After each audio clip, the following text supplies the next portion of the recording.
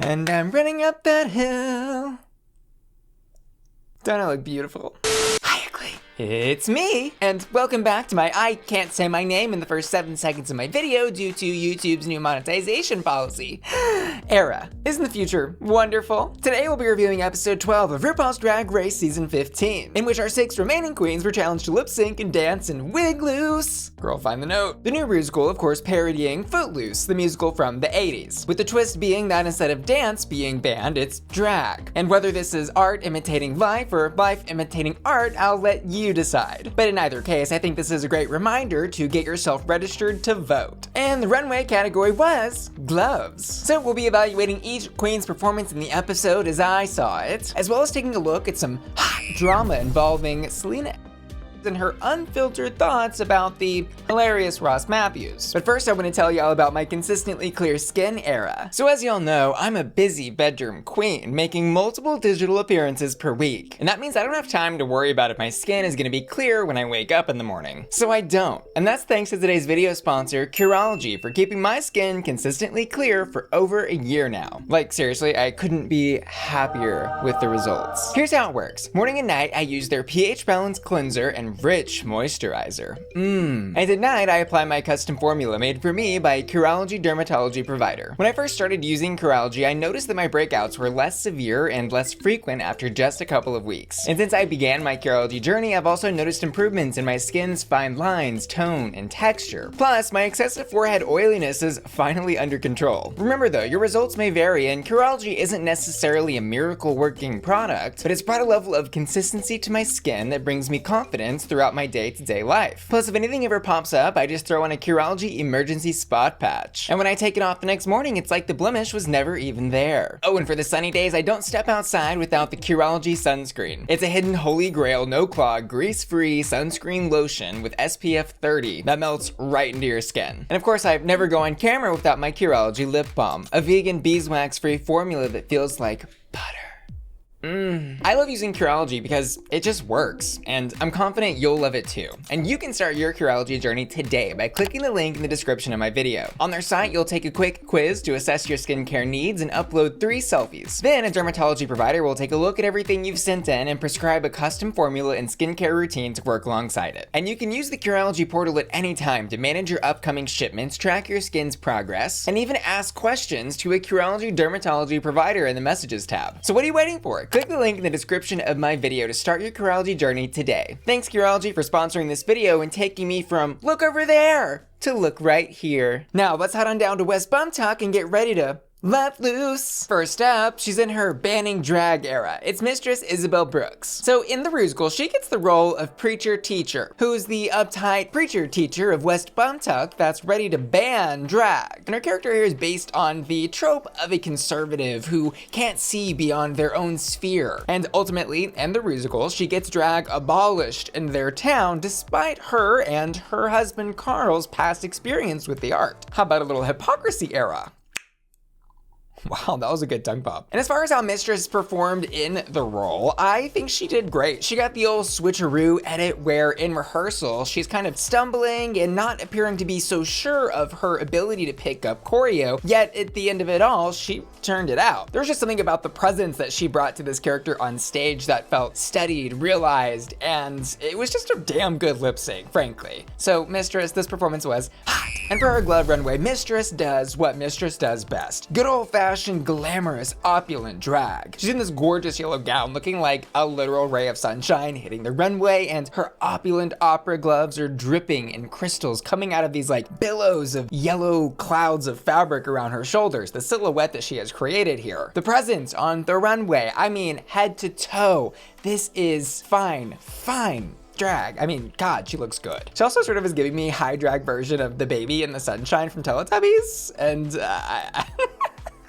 I live for that. This look is hot. And next up, we got Loosey Laduca, who's in her letting loose and getting stiffed by the producers era. And in the Rusical, she ends up with the role of Heaven Bacon, but not without a fight. She's sitting here explaining to the rest of the cast members that she wants this role because she can really see herself in it and vibes with the character. But Mistress and Luxx are pointing out that the character is actually way more aligned with the actual backstory and life with Luxx. And the Mistress is like, well girl, you would be lying to not admit that you're more in line with this other role of Tuck and not Heaven. But Lucy will not cede on the point that she just fits in this role of Heaven Bacon, at least to her peers. While on the other hand, in the confessional, she is telling the camera that she wants this role because she wants to impress the judges. AKA Mistress and Luxx read the situation correctly. Lucy wanted this role because she wanted a chance at winning and she wanted to be the star of the show. And like rightly so, like she deserves the right to want that. But we have continuously seen this thing happen with Lucy on the show, and I'm not saying this is who she is as a person all the time, where she appears to be perceiving reality or how things are going a little bit differently than how the girls around her are. Anyways, she fights for and wins the role of Heaven Bacon and absolutely kills it in the Rusical. She was a total standout for me, and I mean, I think she really carried the first 2/3 of the Rusical, where she was in boy drag, I might point out here, which I think added an extra layer of challenge into this Rusical, because to like steal the spotlight and have all eyes on you, or at least my eyes on you, in boy drag, while there are other queens on stage in girl drag,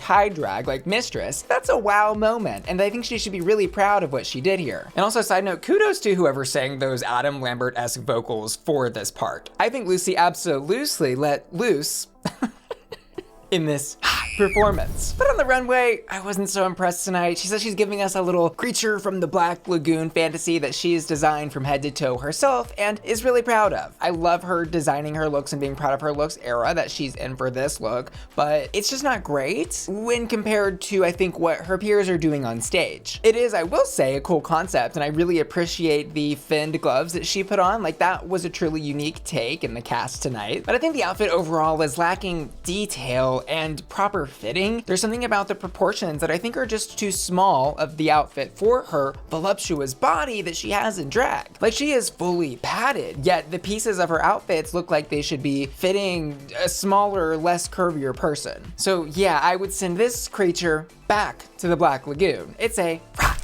And next up, she's in her making everyone say era. It's Luxx Noir London. And in the challenge, she ends up with the role of Christian, after, of course, the fight with Lucy over the role of Heaven Bacon. And Christian is this character in the Rusical who introduces Lucy's character to the secret underground drag scene that's in the old abandoned barn outside of the school. And she, like Lucy and Salina, is in boy drag for most of the Rusical, but I still think very effectively communicates the part, performs the role, and lip-synced well. Like, there were certain wink wink nudge nudge moments, like when she flapped the fan open, that I think were particularly poignant. And she has done so well throughout the competition in challenges like this that I did kind of want to see her do the leading lady role, just to see how she could handle it. I'm sure she'd do fine, but in this role, she did great. I'm gonna give her a high. Plus, her Madonna drag was jaw-dropping. Can you imagine being this beautiful all the time? Like, seriously, can you imagine it? I don't have to, because I am. Anyways, on the runway, she has another amazing look. She's giving an e-girls are coming to ruin my life fantasy. Any corpse husband fans in the audience? And I 100% got who this girl was. Like, I see her on TikTok when I'm scrolling. And she got these really cute strappy trip pants on that I think are fashion forward, yet also giving a great nod to those 2000s emo kids and goth kids that would wear kind of clothes like this. And for the brief, I also think really creative. She has two giant casts on her arms that have actually been signed, she says, by her friends from back home. How she broke those arms, though, we may never know. An accident involving an activity where you wear giant gloves, perhaps? Who knows? But this look is hot. And next up, Salina EsTitties, who's in her hating Ross Matthews era, apparently. But we'll get to that in a second. In the challenge, she ends up with the role of Tuck, who is this, I guess, kind of jock but loves drag character, and also who apparently loves country. I'm literally ordering tacos right now. I'm so hungry. Tacos are ordered. I will be fed. Thank you. Not that anyone cared, but here we are. And actually, Salina's part felt so small, I was wondering if some of it ended up getting cut in the end just to fit the narrative of her placing into the bottom. I don't know, but I do think for what she had here, she did well. There just wasn't a lot to go off of, but I would give her a very safe hot. And over on the runway, the look that caused the drama. So for her glove look, she comes out in this yellow, pink, and red catsuit that has, when you see it from a distance, you realize the shapes of a face. And then on her hands are these giant, huge, I mean girl, they were huge red gloves. In a confessional moment, she actually says the words hot dog fingers, and I wasn't totally sure if she was intentionally referencing Everything Everywhere All at Once, because there's a lot of scenes involving that, spoiler alert. Overall, I think this look was fun, over the top, campy, ridiculous, silly. I think that's a really great place to be for a Drag Race runway. My only critiques on this look are, I think she could have done a bigger red boot to match the giant red gloves. I think some of the tones in the hair were maybe too harsh of a contrast to match some of the lighter tones in the catsuit, but those are small critiques, and overall I would give this look a very safe hot. The drama comes in though with Ross Matthews, who gives her the critique that there was too much going on with the catsuit, that he didn't notice the gloves until like after he processed the face on the front of her outfit. He then suggests to Salina that she should have maybe worn black to make the gloves really pop. And honestly, that's a fashion critique that I was nodding my head along to, thinking, yeah, I totally agree there. But Salina thought otherwise, because in a video floating around Twitter, girl, she let loose. Ross Matthews, you can eat my what does he know about that shit? I should have been wearing a black bodysuit. Look what you're wearing, you sequin sweater jacket. Go back to Palm Springs. Why is he still on the judges panel? He's not even hilarious. I'll say this gagged me a little bit for sure. I mean, we don't often see queens being this vocal in their criticism of the judges' critiques on them. In a way, I'm happy for her standing up for herself, of course, but in another way, I'm like, oh my God, girl, you better be careful. Like, I don't think that Ross Matthews had any bad intention in his critique of her outfit, and after all, like, she made it to the top 6 and did well in the competition. But despite all of that, she just apparently wasn't feeling the love in the House of Love. It was so hard being there. I just did not feel celebrated. I did not feel seen. So, you know, I had to make myself valuable to them, right? And I did that by making Anetra, all my sisters feel safe around me to share their stories. They got their content, they got what they needed. They kept me as far as they needed to, and now we're gonna watch Lucy crack. Anyways, next up, not anyways, we say that way too much. Need some water though. In my drinking water era. The key to hydrating is you just drink all the water at once, like as much as you can possibly handle, because if you don't, then like you're never gonna finish the water, you're never gonna do it later, you're just gonna end up a parched, dehydrated sponge, okay? So just watch and learn.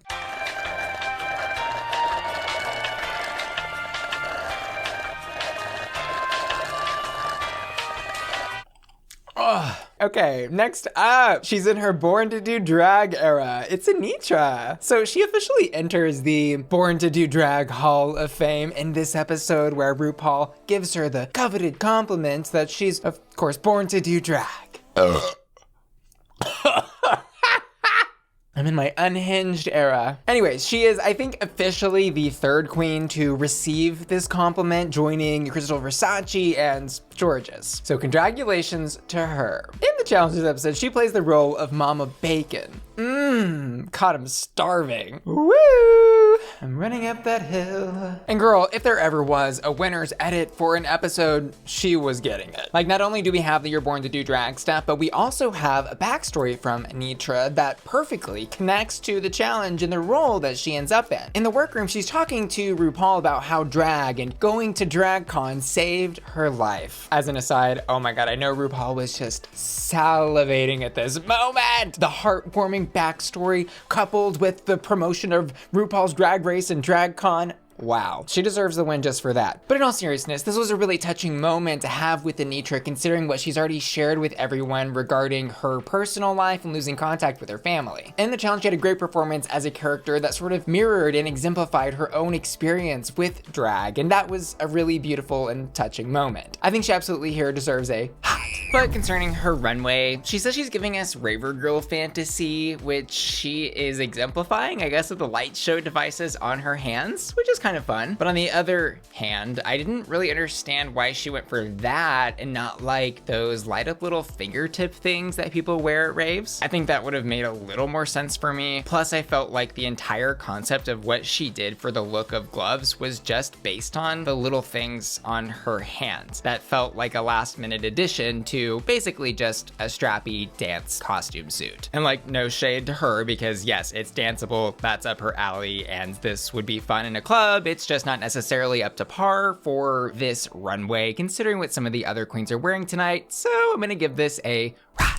And finally, she's in her winning RuPaul's Drag Race era. It's Sasha Colby. So in the challenge, she picks the role of Carl, who's Mistress's obedient husband. And we know from the moment that she has RuPaul cackling in the workroom that this was going to be a home run. And it was. Her character is quirky, lovable, nerdy, interesting, and he really is a key character here in changing the mind of the villain of the story, who's Mistress, his wife. Because after all, he's been sitting on a secret. He does drag too.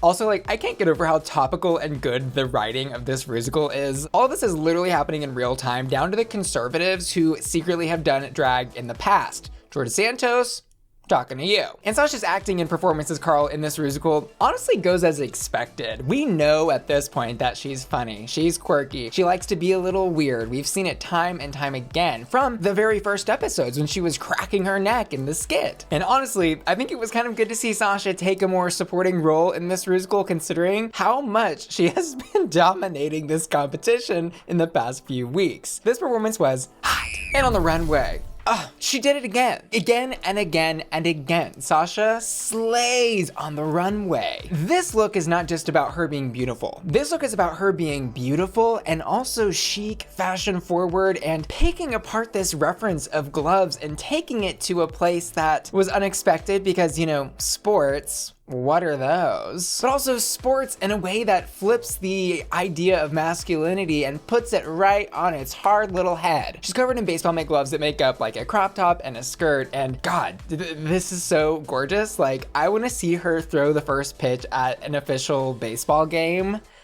somewhere at a stadium. Where do they do those? I really don't know. This look is absolutely hot.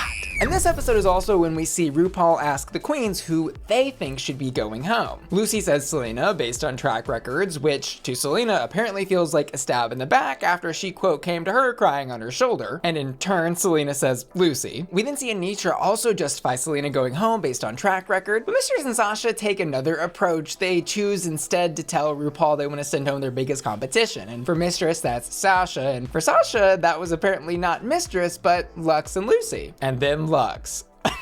She gives a full presidential address to the judges on who she thinks should go home and why. Literally queen by queen. I don't think anyone has ever done that, but that was some charisma, uniqueness, nerve, and talent if I've ever seen it. Like, I gagged a little bit for sure when I was watching this episode with my patrons at patreon.com/fussyqueen. That's my members only website where my patron family gets exclusive member benefits like early access to my YouTube videos, access to reaction videos like these, and access to the Bussy Queen Discord server. And you can join my Patreon and help support the Bussy Queen channel and get all those amazing benefits at patreon.com/bussyqueen. See you there. But yeah, I gagged a lot of it for sure. And it's moments like these with Luxx that really make me admire her and say, yep, she's got star quality. And concerning my final thoughts on the Wigloose Rusical, I actually really enjoyed this one. I do agree with the judges. I think this was definitely top tier, probably top 3 for me, at least in the US RuPaul's Drag Race season Rusicals. But I do think Michelle went a little bit too far in her compliments when she said the Rusical was, quote, Broadway level. I mean, not only were they, of course, not on Broadway, but none of them were actually singing. And none of them were even lip syncing their own vocals, which is fine. And I don't think that necessarily hurt the Rusical. In fact, I think in this case, it helped. But Broadway level? I don't know, girl. But concerning those pre-prepared vocals in this Rusical, well, I do think that they overall help make the Rusical more watchable and rewatchable. I do think that using pre-prepared vocals in the Rusicals hurts a little bit in terms of relating to the individual queens and getting a more authentic performance out of them. Because when they just lip sync to someone else's words, they don't really get the opportunity to add their own perspective, inflections, ad-libs, and tone into what they would be singing. And when they do these pre-prepared vocals like they did here and in season 14, 11, and 9, for example, it just kind of feels like yet another lip sync challenge. And we have enough of those. Like, we literally do a lip sync battle challenge. It ultimately just gives the producers more control of the narrative over who should be in the top and bottom. Because like in the top 6, it's kind of a given that everyone's going to be able to lip sync and dance. Having the opportunity in in Rusicals, like in seasons 10, 12, and 13, it makes it feel fresh and like a new, different type of challenge that the queens get to do. But I would love to know y'all's thoughts about pre-prepared vocals versus queens vocals in the comments down below. I asked on my community tab, and it seemed like most of y'all do prefer the queens vocals like I do, but sound off. And speaking of producers, storytelling, and narratives, the win this week actually goes to Anetra. And as I mentioned, I think her win was deserved and made sense from the storytelling perspective of the episode, but I seriously thought there was no way the win wouldn't go to Mistress or Lucy, who absolutely slayed. And like the only real reason that we see Lucy not getting the win here was Michelle says that she didn't really shine in the part of the Rusical where she comes out in drag, which was like 1% of her performance in the Rusical compared to the 99 where she objectively did amazingly. This felt like a little bit of gatekeep girl boss gaslight situation. We're gonna mess with Lucy and just not give her the wins because we don't want to. I don't know. Maybe I'm delusional. Maybe I've caught the Loosey Laduca Ladusion. Trademark it. I thought she did great. Let me know what y'all thought in the comments below. But not only did Lucy not win and was not in the top, but she was in the bottom this episode with Salina. And they let loose to Running Up That Hill by Kate Bush, which was a really great lip sync, I've gotta say. And I actually kind of thought Salina won it by a hair or two. I really liked the moment when she revealed her gloves and had more gloves underneath. And I really enjoyed that moment in particular because it wasn't a campy, stupid way of doing it. It was a more beautiful metaphorical storytelling in the lip sync that she took the opportunity to exemplify. But it was close, and yes, based on track record, I think it was probably time for Salina to go. And finally, let's talk hottest hats. On the runway, this was a really tough decision for me because from like a drag look perspective, I enjoyed Mistress's over Sasha's, but considering the brief of gloves, I thought Sasha's was more unique and interesting. Like we've never seen that before. So I'm gonna give my hottest hot to Sasha Colby. And then the Rusical, I'm gonna give it to Loosey Laduca. I also asked my patrons to vote on their hottest hots, and on the runway, they voted for Sasha, and in the challenge, Anetra. And finally, I wanna say thanks so much to you for watching today's video and give an extra special thanks to today's video sponsor, Curology, who you can check out using the link in the description of this video. I also wanna give an extra special shout out to Kirsten Werner, who's just joined my Patreon at the hot tier. And Ashley Brungart, Daniel Sandez, Felicia, Frankie, Jeffrey, Callan 730, Laura, Seth, Louis Labrador, Matthew Burns, Matto, Panda Kitty, Sailor, Sexy Winnie the Pooh, Steven Topher, Tyler Hendricks, MD, Wheelie, and Will and Tana, who are all supporting me at my Bussy Queen Collector tier. See y'all later. Love ya. Bye. Oh, I'm in my loosey-goosey era.